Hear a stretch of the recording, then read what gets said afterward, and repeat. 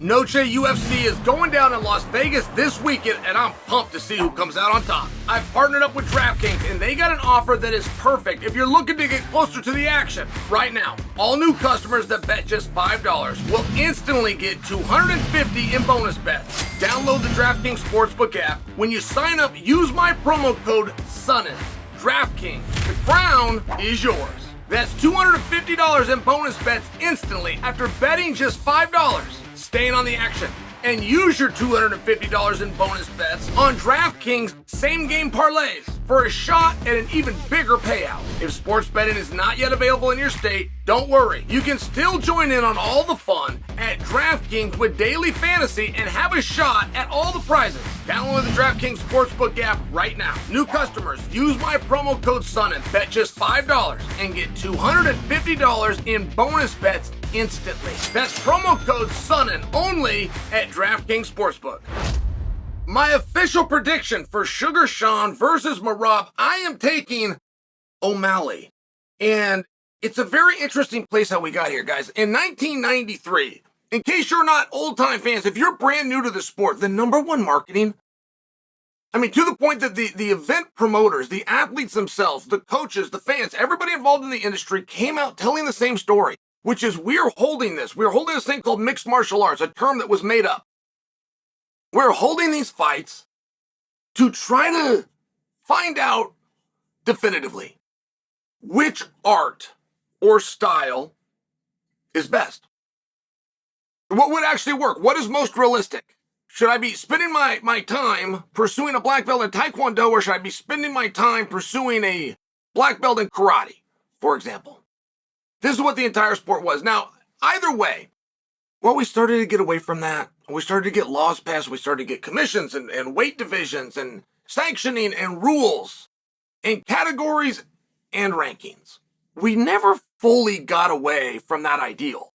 There are still people in this sport at the heart of it, all the way to your grassroots, right in your gyms, right there, step one, that are arguing and debating and still willing to be wrong and willing to learn which art is more effective, when, where, how, why, what is the best way to train, what is the most effective way to train. And one thing that we have learned for sure, I mean, is an overlapping scale, a very lopsided scale, turned out to be the opposite of what we believed at that time being 1993. It turned out the striker was greatly inferior to the grappler, at least by the numbers. And those numbers back then were almost 100%.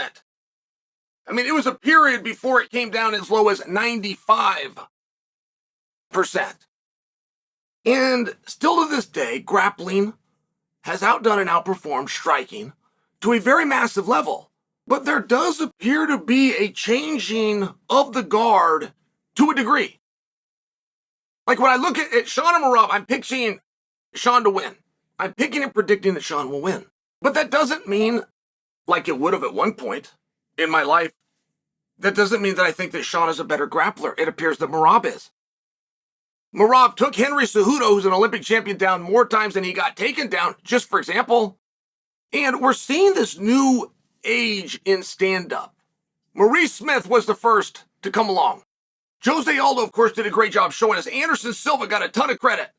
Jon Jones, who is still recognized as a wrestler, as a matter of fact, a national champion wrestler, has done just as much damage to opponents in the stand-up realm. Holly Holm was huge for this. Holly Holm being a boxer and a kickboxer, taking on Ronda Rousey, who was a two-time Olympian in judo. Like, the history of the sport tells us that Holly is going to come in second here, but she didn't.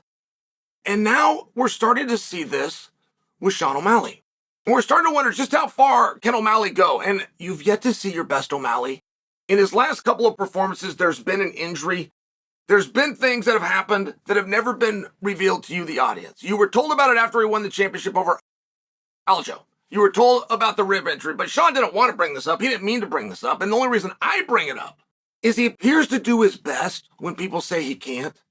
He appears to do his best when things aren't going his way. And he appears to do his best when he's dealing with grappling heavy guys that are too scared to get into the fire. And it was the number one advantage that Anderson Silva had on all of his opponents. They were too scared to get into the fire. They would stay out. they would stay out. I don't talk to you guys about the X's and O's of this sport very often, right? But it could be your first day of wrestling practice. It'll be somewhere within your first days and or week of wrestling. The coach will tell you, if you put your hand out and you can't touch the other guy, if he's not within arm's reach, you put your hand out and you can't touch him, he is too far away to shoot on. And I would watch Anderson having opponents, and they were too scared to step in that fire. They were too scared to get in that range, where if Anderson threw a punch, it would land, and they would try to wrestle him from a distance. And that is one thing that Sean O'Malley appears to make guys extremely comfortable with, and I'm not positive how. I've watched Sean's tapes, I've rewound them. I'm trying to see, I know it's happening, but I'm not seeing where it's happening. I'll see him lift a knee. I'll see him feint an uppercut. Everybody does that.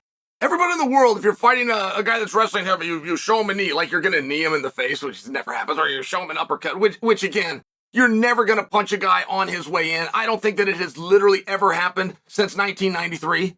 But you have that threat, and now I'm seeing guys like Chito Vera not even trying to wrestle Sean. It's not a matter of he's not out wrestling Sean. He's not even attempting to wrestle Sean. He's not seeing a distance, changing elevation, trying to close it, get his hands on him. He's not even trying that. He's so uncomfortable. And that's one thing I'm going to be looking for in Sean versus Merab. Merab does get into the fire. I got to give him credit for that. Merab's takedowns aren't as bulletproof as they might seem to you. Like when you think about Merab, you picture him as double legs and taking everybody down. First off, it's a double leg. And second off, not everybody goes down. Jose Aldo didn't go down, just for example. And Merab had to kind of transition to plan B, which was hold him against the fence and control and put up with a crowd that was growing a little bit restless, but deal with it anyway. And that's a position that Sean's going to have to stop. Sean is going to have to stop Merab. Not just the takedown, but from wanting to take him down. Not just from getting a hold of him, but from holding him up against the fence. He's going to have to do that. I just seem to think that he can. Sean O'Malley is talking about this fight. And sports psychology is very interesting, guys. It's not bulletproof. I understand. The new guy that comes into town wearing the white shirt knows the most. Like, that is very true, specifically in sports psychology. We have seen charlatans come in and out of this space constantly. And if you can come up with a new concept that people haven't heard before, and you get one or two guys to buy in, like, believe me, I do know that. But the sports psychologist will tell you to talk about something or look at something as though you've already done it.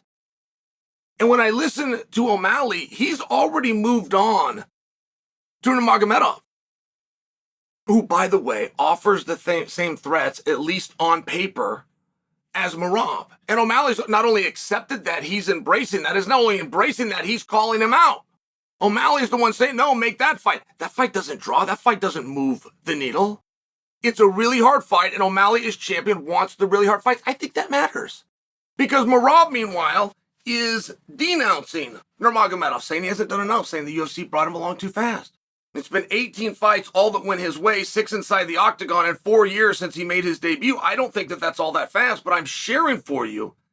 It's very tough, especially when you're playing a game of inches. It is very tough to ignore that as a viewer. One guy likes the prize. One guy likes what he gets. What do you get if you win at the Sphere this Saturday?